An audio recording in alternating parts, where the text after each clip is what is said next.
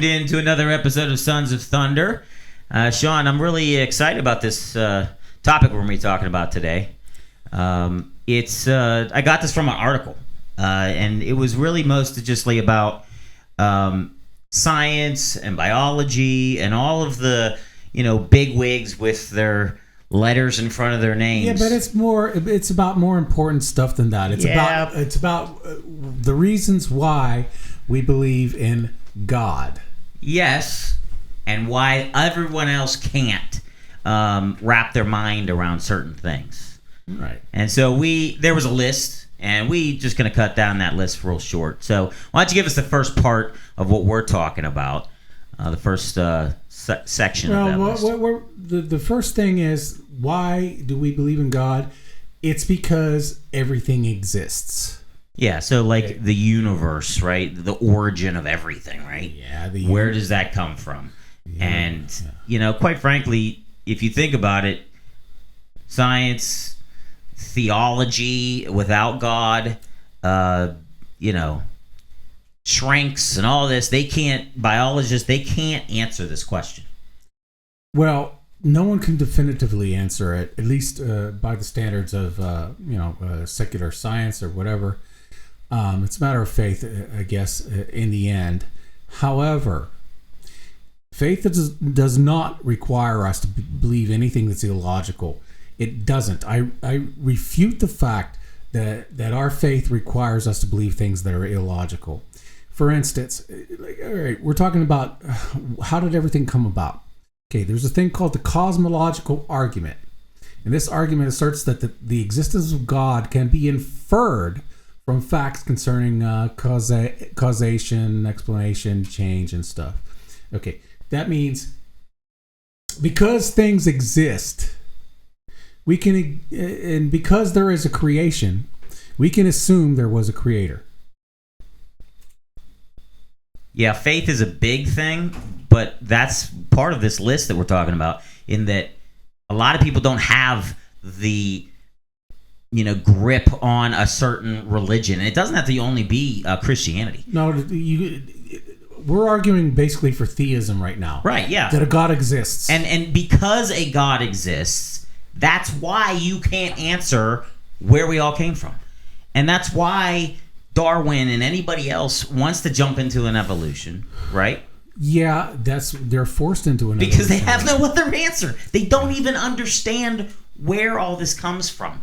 We're putting up a slideshow of just different things of the universe that are so very hard to talk about. The brain is one of them. Like, how do you really think, as Darwin, if you're Darwin, you're saying, survival of the fittest and all this stuff, we came from slime. Our brain is one of the most, intricate and minute things that comes from slime. I mean, really, it doesn't even make any sense. Yeah, well, Darwinism has led to a lot of other asininity too. To the point where even those people say that Darwinism and evolution can't be right because of all the other things we're going through. Well, frankly, I know I'm straying afar here, but if you don't have Nazism without Darwinism, you don't, because certain races are less evolved than others whatnot, and the other thing. You're right about that. You don't, and you don't have slavery and all that other kind of stuff. Well, at least to a degree. At the very least, I mean, you don't have the freaking Nazis without Darwin. You don't. Yeah, and I mean, quite frankly, this is what leads to whenever you don't have an answer for something and you refuse to take the view of a religion. No matter what the religion is, but you refuse to take a higher power in theistic belief. Right. When you refuse to do that, then I have to come up with some other way, and that way is totally messed up. Yeah. It's kind of like unraveling a lie that's been, compiled by another lie and another lie. It's like, this is ridiculous. Well, but I mean, part of what the cosmological argument I'm talking about is, the Apostle Paul. It's not okay. It was popularized. It's not a new argument, but it was popularized by. I think in the 13th century by Aquinas, but it was long. Yeah, it was, but it was there before that. I mean, the Apostle Paul himself argued that God's invisible attribute, this was in Romans chapter 1, God's invisible attributes, namely the eternal power and divine nature, have been clearly perceived ever since the creation of the world and the things that have been made.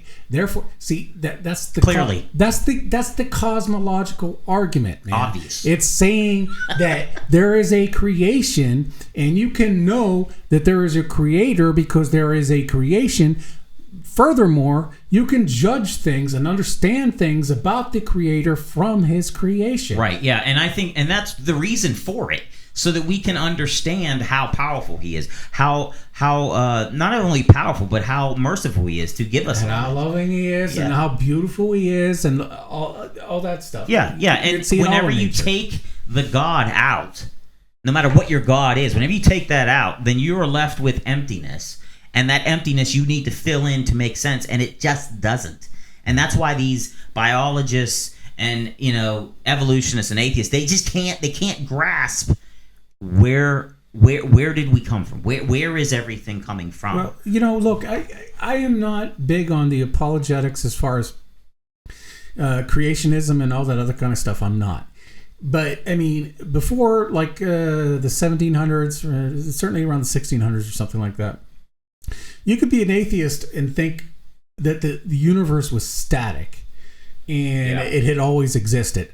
But since then, we've discovered that the universe is expanding. Yeah, yes. Now, if the universe is expanding, it had a beginning point. Right. Therefore, it didn't always exist. Therefore, it was fargan created. Right, and astronomers are actually looking for that, existing point where it's all expanding from.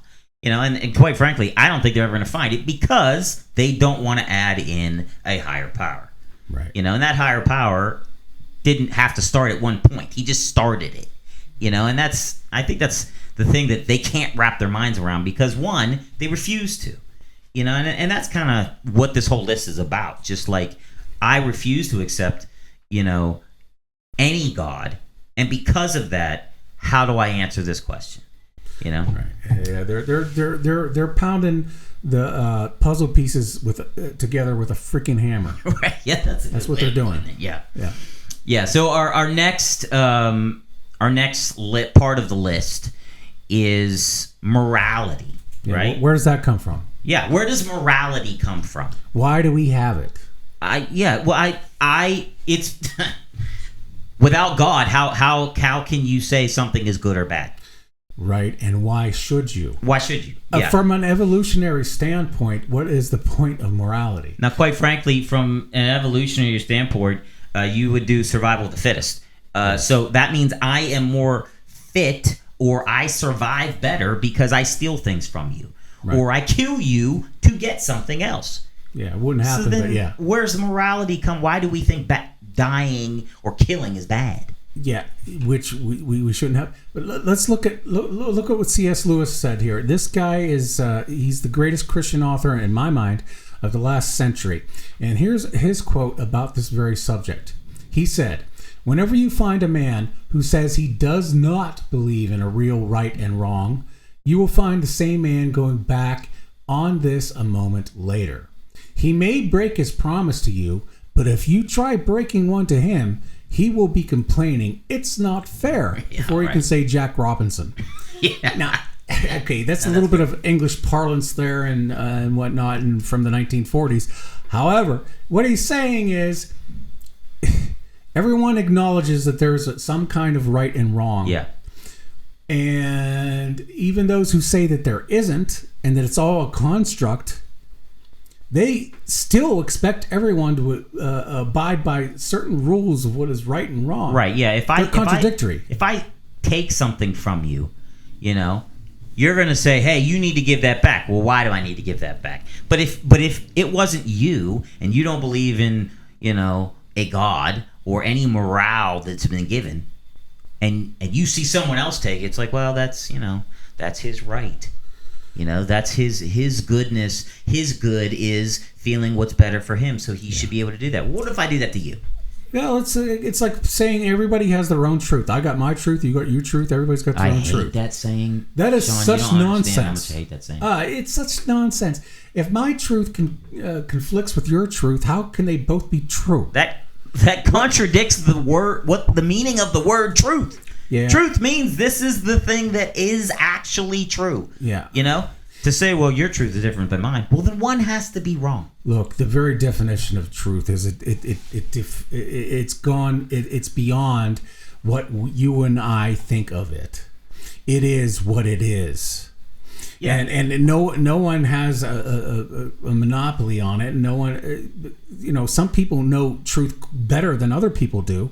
Some groups know it better than other groups. Some people are much smarter about it. But it exists regardless of what mankind thinks of it. It's like 2 + 2 = 4. Yeah. It always equals 4. Right. That's regardless the truth. of what anybody says, because it's true. Right. Exactly. But that's the thing. Like when you go into if you take this to someone who doesn't believe in a God, and you say the truth is 2 + 2 = 4, and you'll say, well, yeah, but my truth's different. There are than people yours. that will argue about that. Yeah, I right. promise you. There are people that will argue that it could equal 5 or whatever bloody hell they want to make it. Those type of people, I don't even have any hair, and I want to dig the follicles and roots of my hair out when I talk to these people. Yeah. Because you're talking out of nonsense. Yeah, and I want to set my lovely mane of hair on fire when I listen to those people talk. You do have a lion's grease back lion's it's mane. pretty cool. I know. I'm an attractive man. Yeah.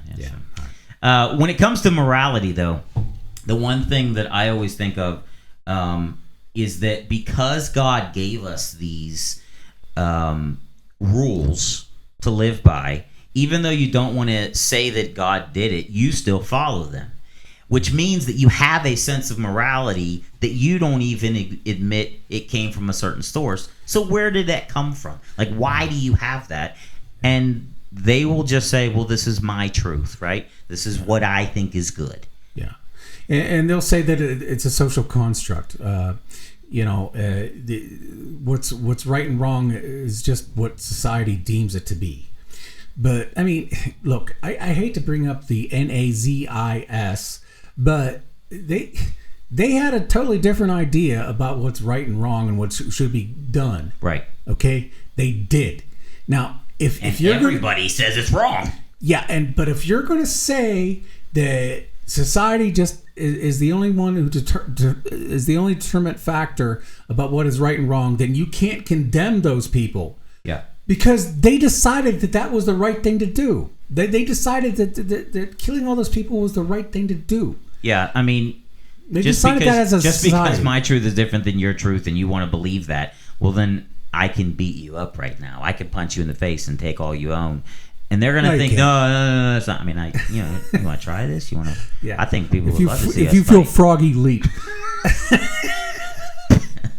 Bounce, rabbit, bounce. Oh no! All right.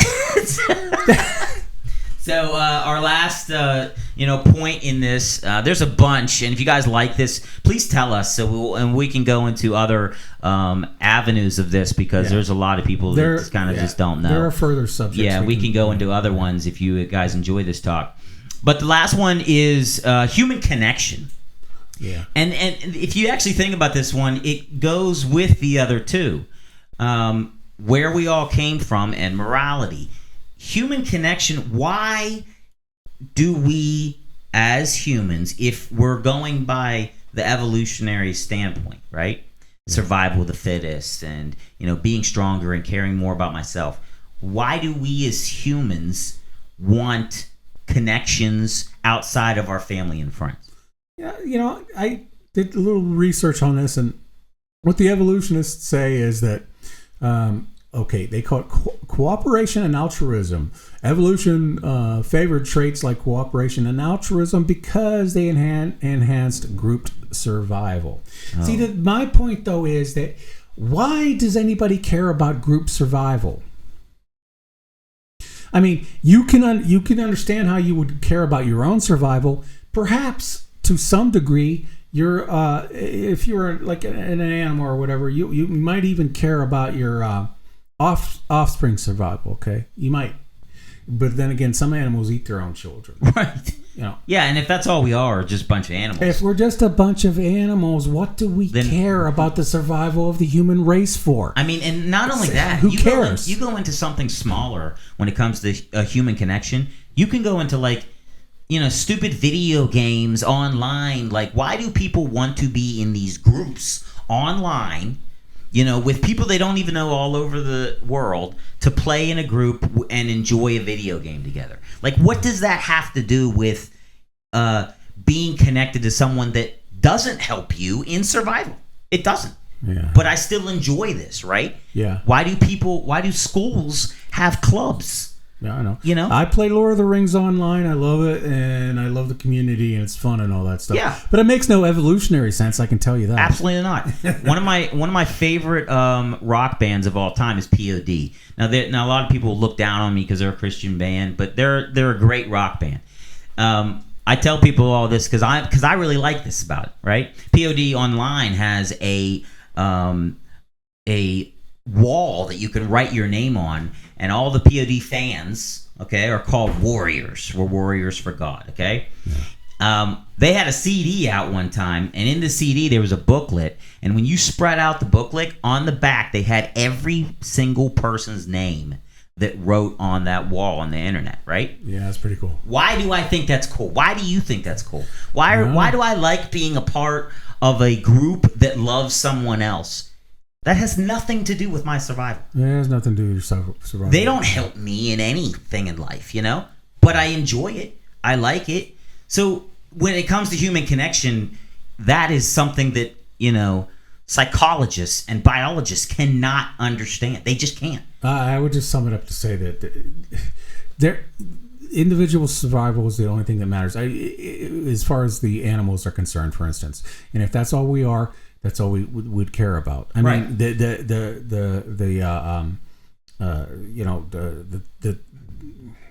wolf in the wild doesn't really care about anything else but his own survival and maybe that of his pups. Yep. Other than that, he doesn't care. Yeah, but God tells us to love one another. God tells us to reach out and be there for people in need, and we have that as we go back to the second point, morality. That makes us connected to humans in ways that we wouldn't care if we were just animals, right? And we know that there's a right and wrong, and we know it's set in stone somewhere. Even people who deny that it is know that it is, and they appeal to it. Yeah. They appeal to right and wrong, even though they deny the fact that there is anything set in stone, right and wrong. Yeah, so I actually really enjoy talking about this type of stuff because it not only debunks evolution and atheists, but it also proves God's existence even stronger without even using any physical, tangible proof. At the very least, it's just logic. Yeah, and at the very least, it makes the belief in God the more sensible view to hold. Yeah, most definitely. So, like I said before, if you guys enjoy this, you guys enjoy the topic we're talking about, we have other points that we can definitely bring up to either shoot down one or argue with another. So please let us know in the comments, and we'll join you another one for another Sons of Thunder.